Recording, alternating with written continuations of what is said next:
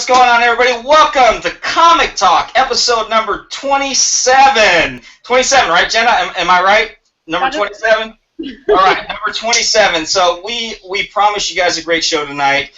We have a wonderful special guest. We have some wonderful panel members in. And, of course, before I begin, first of all, I want to say Happy Mother's Day to all the wonderful mothers that are out there, especially a lot of those single mothers out there who have to do it on their own.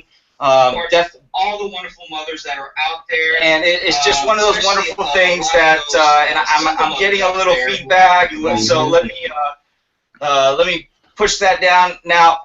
Before we begin, and I introduce the special guest that we have here, I'm going to go ahead and go down the panel members, and we'll go ahead and start from my right, most likely your left, and we got with us Punisher 88, Frank. What's going on, Frank? Say hi to everybody.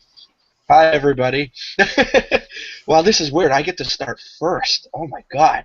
All right, so Frank, a.k.a. Punisher 88, happy to be back on the show since I was here last week.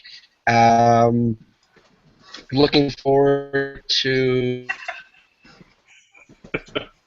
Frank, you're doing your robot voice again, but, you know, nevertheless, I'm going to give you applause anyways. And I also...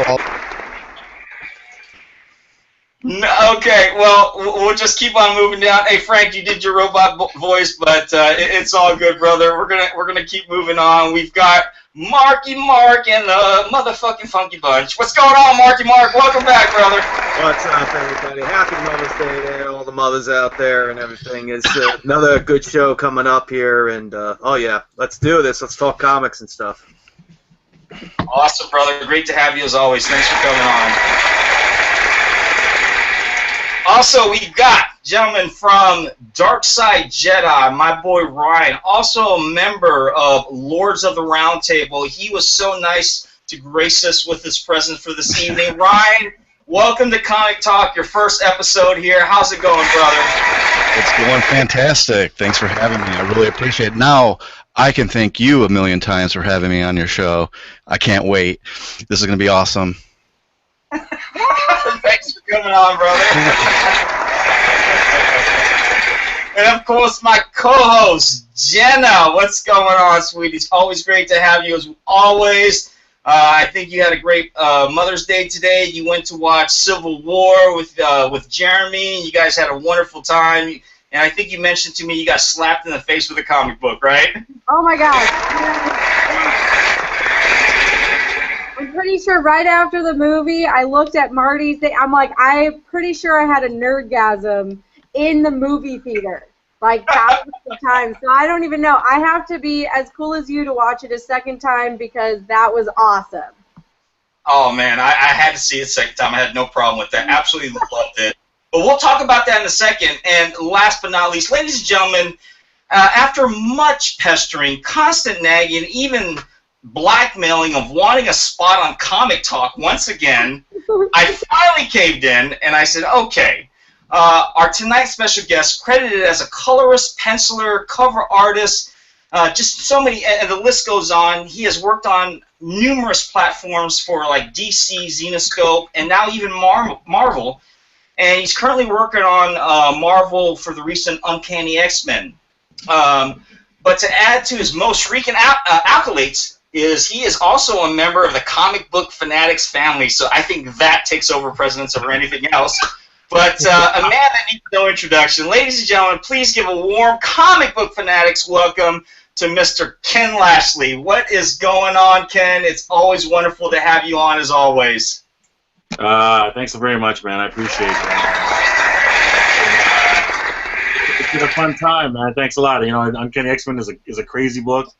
And I'm so happy to do it. It's my lifelong dream to draw it, so it's so much fun to do it. You know, I can't tell you.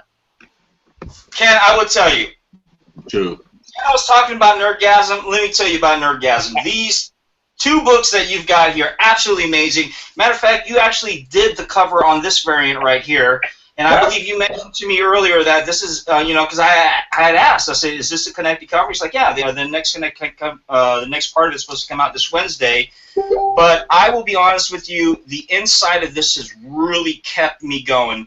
The storyline, a little slow right now with Uncanny X-Men, but just the art alone is what has been capturing my attention. Your artwork, I may be a little biased here, but I love what you do. I've always have. Just talk to us a little bit about your role and how you feel about doing this Uncanny X-Men.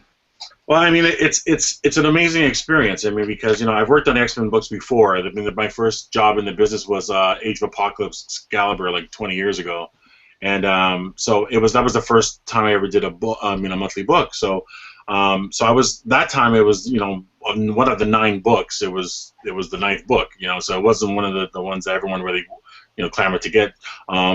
But it was fun. It was a good way to cut my teeth and figure out what I wanted to be in the business. But I always wanted to draw Uncanny X-Men. That's the book. My John Byrne run is my favorite comic book run of all time. But I went about the wrong way. I didn't ask for the book. I kind of most times in this business, if you ask, you probably receive. But what I did, I said, well, I'm going to earn it the old-fashioned way. I'm going to work for it. So I'm going to do other books and go other places. And I went to DC and I went to I went to all kinds of other places. And I read the Superman and Doomsday and Dooms and all that stuff. And I was offered this book probably 2 years ago, a year and a half ago. But I wasn't. It was all female X-Men at the time. And I was sort of like, well, I was doing a book at DC at the time, and I didn't want to really leave them in the lurch. So I finished off my run, and then they came back to me and said, you want to do Uncanny? And I said, oh, now let's do this. So what's also good about that is at the time when they first offered it to me, I wasn't inking my own work at the time. I was penciling in, someone else was inking it. And now I'm penciling and inking the book, which is a lot more work, but the work is more true to my vision of it. So when I see the pages at the end, when I see the book at the end, and Nolan Woodard is an amazing colorist, when you see it at the end, it's truly like this is exactly what I kind of envisioned. Some parts of it I had to rush because the nature of a monthly book, you gotta cut some corners here and there. But the guts of it, I would say 75% of that book is exactly how I envisioned in my head. Sometimes better because Nolan is an amazing colorist and does some amazing work. So it's one of those things where imagine growing up your whole life, you want to be you're a Dallas Cowboy fan, and then they call you and ask you to play for them. I mean that's what it's like working on Uncanny X-Men. So for me, this is a dream come true. So I cannot complain. My life is roses and sunshine right now, right? So it's good. I can't complain. So when you were working on these issues of number 6 and number 7, do you feel like that you were rushed so much that you had to cut corners and anything you did in here? Because no, you don't cut. I mean, cut corners in the sense of every comic book page is really just sort of abandoned. You just sort of realize you have to get one done every day. You just can't. You can't. If you do 2. You spend too much time on one panel. You spend too much time on one page. You throw up the whole deadline. The colorist got to rush. Everyone's got to rush. So it comes out every month, every 4 weeks, and sometimes these descriptions. I love Cullen. Cullen's a great guy. I love the scripts, but sometimes there's pages in there that are just insane. Like in this last issue, it was like draw the Morlocks underground city with every mutant of every type, of every kind, of every age, and you're like, are you kidding me, bro? You know what I mean? So you're trying to be cool, but part of you goes, that's not a page a day. That's got to be a 3-day page, which means I've got this page alone. I can't imagine how long it took just to do this. Yeah. Well, that's what I mean. Yeah. Well, see, that's what I mean. That page would probably take me 2 days. And then I would do another page in about 5 hours so that I would make up the time. Because I can't be late. Not everything can be, at the most ability. You have to sort of pick and choose your moments, like anything else, right? So just like when you watch a really good movie, there's ebb and flow. Like there's some parts, there's downtime, and there's uptime. So that's what you got to do in a comic book. You got to pick and choose your moments. So I was never rushed. I mean, don't get me wrong by saying I was rushed at all. I go through the script and I say, okay, these are the pages I'm going to really go for. These are the pages I'm going to really knock out. The other ones I'm going to sort of get through them. That's part of the business. Let me ask one more question. Which one of these were your favorite characters to draw, or always been just one you spend a little bit more, not necessarily time, but you put a little bit more passion or love into? Sabretooth. 100%. every time Sabretooth shows up in the script, it's like I just, you know, I get a little bit gnarly with it. I just like it. I like the way he looks, and I just that's my character in the book. But I'm kind of digging Psylocke as well. So, and then in the next issue, there's a lot of underground creepy stuff and vampires and all kinds of crazy stuff. So it's a lot of, I like creatures, so there's lots of creatures in the next one. So look out for that. It's gonna be nuts. And I'm looking forward to the creatures because it kind of left with a cliffhanger. It looked like maybe the Mpox or the mutants, whatever, maybe vampires. Can you tell us a little bit more about what to expect for the next episode, or is that kind of a hush-hush thing? I cannot. Okay. I would love to say you more, but I just, you know, it's one of those things where the marketing arm of this is doing its thing, and I'm going to do my thing, and it is a fun ride. Something happens at the end of 3 that is kind of what you know, everyone's going to go, oh, okay, here it goes, right? So, you know, they're building up to, you know, something happens, and some characters, it's going to be pretty amazing. Even when I'm reading it, I'm going, oh, here comes the ruckus.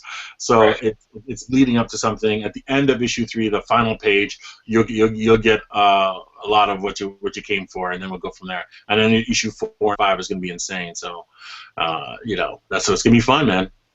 Yeah, I'll be honest. 6 was a little bit slow for me because I know it was building up, and especially Archangel seems to have a big role into what's coming in. However, it's a little bit slow right now. I can understand that. But then when 7 came out, I see where it started hyping up a little bit, started building up a little bit more, and Archangel was a little bit wackoed out of his mind right now. But with the underground sewer and then the vampires, I see where it's starting to just kind of bring everything in. So I'm really looking forward to issue number 8 and seeing where that goes. Wait, 8 it starts getting crazy. Like 8 is a lot of fun. I mean, even I and I'm an artist and I'm still a fan, right, guys? So I still love, you know, I'm still a fan. So part of me is like, well, I want it to be exciting. I want it to be interesting. So even when I get a script that it's not maybe full of action, I know it's pacing, right? It's pacing up to something else. So you got to be smart with it, right? So you okay, I'm going to do this because I know the next issue is going to have this.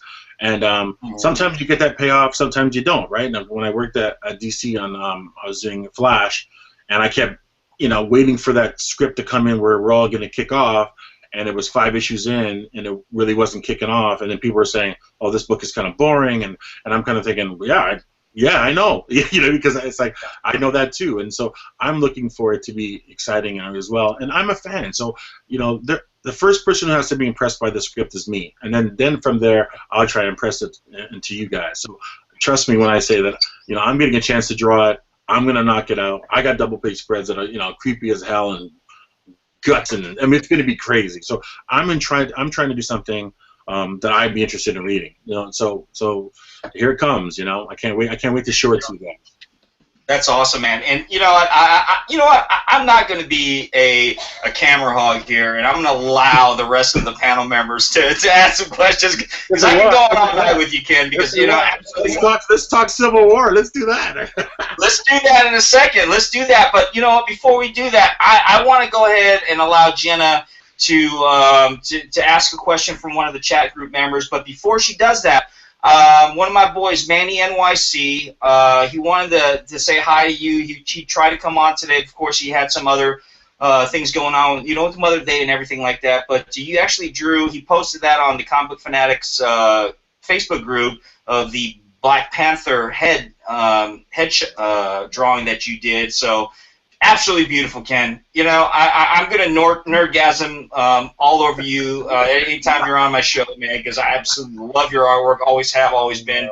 Not to mention, you know, when you know somebody on that level and they're such good people like you are, you know, of course you're going to have a little bit more love, you know, love, because you take time for your fans. You take time to talk to people. You take time to come on shows like this and answer questions, and then, you know, you don't hide yourself away where I'm just too busy. I don't have time to do this, but you're an awesome guy. But nevertheless, enough for me just going down on you right now. I'm going to go ahead and give it to Jenna, okay?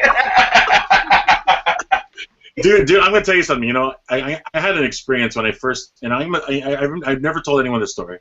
I had an experience before I was a professional, where I met another artist, and I was pretty much close to being like, you know, they were talking to me, and I hadn't got my first job yet, but I was pretty close.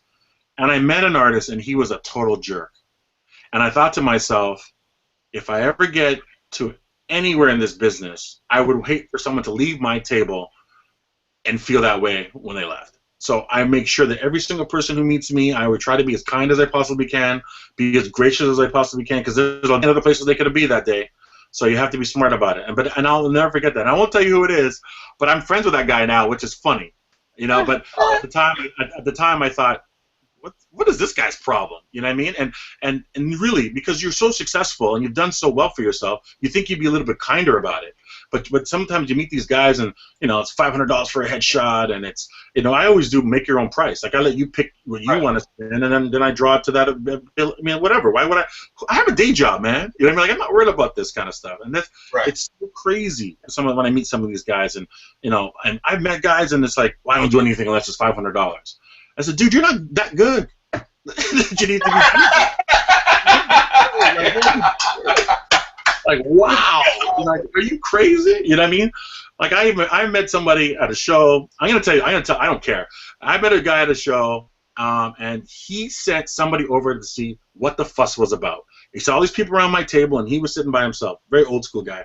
And he said, this person said, oh, this person over there wants to know what the fuss is all about your stuff. And I was like, okay. I said, could I take a sample of your work over so they could see it? So you know, they could look at it. And I was okay. And he said, well, now that this person looking at you, you're in trouble now. And I said, honest to God, I looked at the person right in the face. I said, I could give what I think of what that person thinks of my work. Right. And it was a moment, and the person said, and then that person went back, and the guy came back and apologized for sending that person over. Because at this point in my career, I'm not trying to appease anybody. I could care less. You know what I mean? I've done that. You know, I'm in my 40s, dude. You got to be kidding me. I will snap the white off you. Are you kidding me? Like, I could care less. You know, I think for the most part, man, you're, you know, so many people, when you came on Comic Talk the first time, man, and people already knew who you were, people who didn't know who you were but knew your work and actually met you because they saw you off of Comic Talk or got a commission done or whatever, and just met the type of person you are. I think for that, just that alone, and see how much of a good person you are, man. You know, they appreciate you as a good person and as an artist, man. You know? I appreciate them. I mean, I ain't gonna lie to you. I mean, I get to draw and live on my dream and travel the world. I just was talking. This is the conversation I had today over about a brunch today at Mother's Day. Hey kids, do you want to go to Tokyo or would you like to go to Australia, or can we do both? I mean, these are like, that's a ridiculous conversation to have, right? But that's kind of where I'm at in my life. Where, you know, this show wants to bring me out here for 14 days. This show wants me. What should we do? Can we do both? Can you guys miss that much school? Because I always take every time I go on a great adventure like that. Like my kids this year, I'm looking at my calendar right over to my right. These kids are going with me to Niagara Falls. They're going with me to San Diego Comic-Con. They're going with me to. Let me see what else they're going to. They're going to Australia with me, they're going to Vegas with me, and they're going to New York City. So do you normally take your family with you to all these conventions? I try. I mean, it's fun for them. It's fun for me. I also make my kids. I have 2 girls, and I make them work one show with me per year. So they have to come. They got to carry the bags. They got to put up the posters. They got to do all that stuff, and they have to work because they can't think that it just comes from you know there's a trough of money and it just keeps coming in. Like they have to work for it. They have to know it comes from somewhere. So I do that every year. And next weekend in Detroit is my youngest daughter's turn. And so she's coming with me, and she's going to be slugging the bags, and she's going to be doing whatever. I let her order room service and do whatever. I know it's child labor laws. I get it. But she still has to do stuff. She still has to do stuff. That does not count when they're your kids, though. You know, there's no such thing as child labor laws when they're your kids. So it's okay. Yeah, okay. And I will tell you, I'm going to throw this out there, Ken, and you know, I'm just going to go off a limb right here. I'm a retired vet. I have no life whatsoever. I don't work. So if you want me to come be a handler for you, or even a bodyguard or anything within that nature, You just let me know, and you don't have to pay me for anything. I'll be happy with sketches, man. You know. Okay, so the 64-inch, 350-pound black guy needs a bodyguard. I get it. Well, you know, I think the look alone of me just sitting there, just going like this, I think that could be intimidating alone. So, but, all right, Mark, man, go ahead, brother. Ask your question, brother. Oh my goodness, I don't even know what the X is. Awesome dude right here, man. Ken, you're friggin' great, man. I just love hearing you talk about your experiences and all that stuff. And, the one book that I have of yours is when you did the Doomsday one. Sure. You know, you did that. I like the art and everything like that. It was really cool. A lot of work, man. Yeah, I know. It looked like a lot of work. It was very. That was 9 weeks of my life drawing that book. It took me 9 weeks. Yeah, because it was 36 pages, and there was a rewrite. There was I had finished something, and they asked for some changes, and I was like, oh, you know, and it was a lot of work. It was a lot of work. Oh wow! And I was funny when you came on the first time, and I'm like, that name sounds familiar. And, yeah, I mean, I know who you are and everything from comic book world, but I could have sworn I have something, and I did. And unfortunately, I put it damn away, and I can't damn find it now. But when I was redoing my collection, I found a signed comic book. I think it was an X-Men title or some kind of Marvel title, and it was directed to me. Signed by you, and I said, oh, wait a minute, my sister told me that because my niece is a leukemia survivor, and she was at some event. Did you do some chariot event or something like that? Yeah, probably. I do lots of those things. I mean, like, I do a lot where it kind of blends in. I don't know, you know, I could have been. Yeah, I do lots of stuff like that because, you know, my grandmother, she passed from cancer, and you know, and so I'm always trying to do events, and I do live things and drawings, and you know, I mean, whatever I can. I just cover a Zenoscope cover to a guy for some other stuff. I'm always thinking of other things. So yeah, man, I always do that kind of stuff. Yeah, because I actually my sister-in-law came over today. And Mother's Day. Yeah, I'm having Ken on today. Ken's going to be on the show today. I go, oh, yeah, I gave you that book and everything. I know, I'm trying to find it so I can show him on the show, and I couldn't find it today. But she also told me that you were very nice, and you're very cool and everything. And her, you know, her daughter, my niece, they really enjoyed meeting you. This is years down the road, somewhere in New York, in Long Island, or I think they met you. I don't know where, but thank you for that. Thank you. That's awesome, man. You put a smile on my niece's face. Thank you. Probably put a smile on mine. That's how it works, bro. No, awesome, dude. Awesome. Appreciate that, man. No problem, brother. What you got, Deadpool there? Hilarious. Uh-oh, did I freeze up? Uh-oh. Oh, there we go.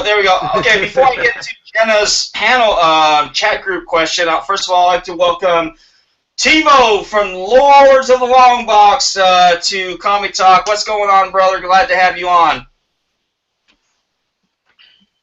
Muted here. All right, can you guys hear me? Yep. Yeah, we can hear you. Sorry, I was muted, man. I was out with the moms having Mother's Day dinner. I am stuffed. I'm half asleep. But I wanted to come on because I wanted to talk to my boy Kenny. At first, I always introduce myself to Ken as, hey, man, remember the tall guy at WonderCon that gave the ASM 200 for those prints? And that's how I always introduced myself to Ken, and I just wanted to tell the story. That's right, I got it. Yeah, I got the book right here, man. Yeah, I wanted to tell the story of how cool Ken is. So there's go ahead, brother. Yeah, let's reminisce for a little bit. Well, if you guys can see this is a really dope Deadpool hip hop sketch that Ken did at WonderCon. It has a rocket on his shoulder, and you know me, I'm all about the hip hop. So the story goes, man, I show up to WonderCon like on a Sunday at 1 p.m. I have 4 hours to do everything I want to do, right? So that includes I had Todd Knox sign some stuff, Sergio Aragonis signed some stuff, and I was getting them all CGC'd. So I go over to Kent. I said, oh, man, that's a dope print. He goes, oh, yeah, and he sells it for really, really inexpensive. I think it was like maybe $5 or $10. I was like, cool, hold this for me. I'll be right back. So unfortunately, I ran into some comic book vendors on the way back, and I blew all my cash. So I didn't want to just be like an asshole. So I showed up to Ken's booth. I said, man, you know, I'm so sorry. You know, hey, do you take debit? And he's like, no, cash only. But you know what? He goes, just take the print, bro. It's yours. I go, no, man, let me give you something. He goes, no, take it. That's how cool Ken was. So I remember I had an ASM Amazing Spider-Man 200 in my backpack. So I said, well, you know what? Here, just take this as payment then. And he goes, no, I can't take that. I can't take that. I said, please take it. So he gave me this print. And he gave me these prints too. So I also got a Batman. I also got a Catwoman. A Batgirl. Come on, man. Another Batman. So I gave an ASM. That's life, bro. That's. Yeah, and he was nice. He said, just take all the prints you want. I was like, well, shit, you ain't got to tell me twice. So I took one of each of them. He was nice enough to sign it, and I gave him an Amazing Spider-Man 200, and it was just cool because, you know, Ken is a great artist, and he's doing things, but I remember that show specifically because of that random act of kindness, and I had a good time because I remember Sergio Aragonis was also super cool when I spoke to him. Bob Layton was super cool when I talked to him, so it was one of those overall great experiences. Appreciate that, man. And the end of the show, when Ken did that was just like the cherry on the top, you know what I mean? And that, forever I was like, oh, man, you know. That's why, you know, when Ken was on here last time and he was discussing the cost of sketches, and he says, you know what, I work with you in your budget, and that's cool. You know, where some people are just like, it's $150 if you want me to draw this head on this comic for you. He's like, what the fuck? You know, it kind of ruins the experience for a congoer, but Ken is one of the cooler, down-to-earth cats that, you know, I've seen. Even, you know why? It's probably because he's Canadian. That's what I think. So that's my story. Hey, let man, me tell you, don't let that kid you, man. let me tell I you appreciate that, another man, more than you know. I don't know if you appreciate remember that. That's this, really Ken. kind of you to say. Oh, sorry about that, Ken. Go ahead. My apologies, man. No, it's all good, man. It's really kind of him to say. I appreciate that, and you know, I mean, it means a lot to me, you know, you know, I mean, I don't have a lot of friends in the business because I just don't deal in bullshit. So it's like I don't have time for their foolishness, and the way they talk about the fans is ridiculous, and I just don't subscribe to that, right? So I have a lot of the friends I do have are just good people. Like they're just good people, whether they're drawing comics or not, they're just good people. But a lot of the guys who don't treat their fans well, show up late to things, and don't charge like idiots. I have no time for that. So when they say things to me, I go, listen, man, I don't care. Just move on. Like I care less. You know, like we don't have to be friends. You're sitting next to me, whatever. You know what I mean? That's kind of how it has to be. And I hear them talk, you know, and I know how they're charging. I mean, I just don't think. I mean, a kid comes up to them and they have a 5 limit, you know, sketch. You know, I don't need time for 5, and the kid's got 6 books, and you're like, oh, I only signed 5, so kid, you got to make a decision. It's like, are you kidding me? Like it's just stuff like that. People ask me all the time, what's your limit? Like how many limits will you sign something? I go, how many did you buy? It was 100. Well, I'll sign 100. Like whatever. You know what I mean? Like that's kind of the point. You know, I mean, like if I only been to a city one time and I've been working for 20 years, chances are I'm going to get a guy with a stack. That's just the way it works. So I'll sign whatever. If you bought it, I'll sign it. I don't care. You know, if the guy flips it on eBay, then okay, then whatever. I can live with that. You know. Ken, I remember running into weird. you. It's real. Like, I remember running into you right after that at Star Wars Celebration. I remember you had a booth, and I chatted with you, and I remember we briefly discussed how you were a bit handcuffed at Star Wars Celebration because everything had to be licensed, and the prices were, man, if you thought prices at a convention were expensive, the Star Wars Celebration, everything that they do has to be licensed. And I remember talking to you about it, and I think they were doing tattoos at Star Wars Celebration. Yeah. And people wanted to buy the sketches that the artists were doing, you know, the stencils, and and Disney wouldn't let them sell it. Oh. Yeah, because well, I mean, it's a different animal. I mean, like it's a phenomenal opportunity. To work with Lucasfilm is an amazing opportunity, and doing those kinds of shows are great. But I guess they got to figure out a way for it to make sense for everybody, not just them. You know what I mean? And I understand that it's business, and they've got to do what they got to do, but it's tough. It's tough when, you know, not everyone has the same budget. It just doesn't work that way. Just because a guy can attend the show doesn't mean he has, you know, $300 to throw at a print. You know what I mean? It just doesn't work that way. So you have to, all levels of fans. And I always look at it this way.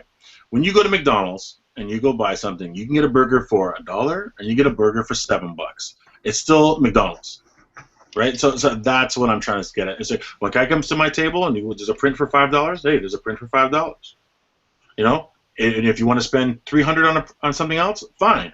But every fan is important to me, not just the fans with the deep pockets. So. Well, let me tell you a Ken Lashley story. I was in Chicago Comic Con. I think it was last year. What is this?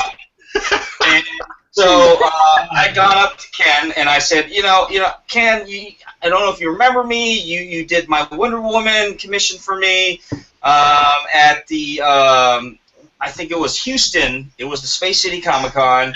And I'd like to commission you to do another one. Here's my money for it and everything like that, and what have you. And then my buddy was with me, and I had left the table, and right beside him, I went to another artist just to talk to the other artist.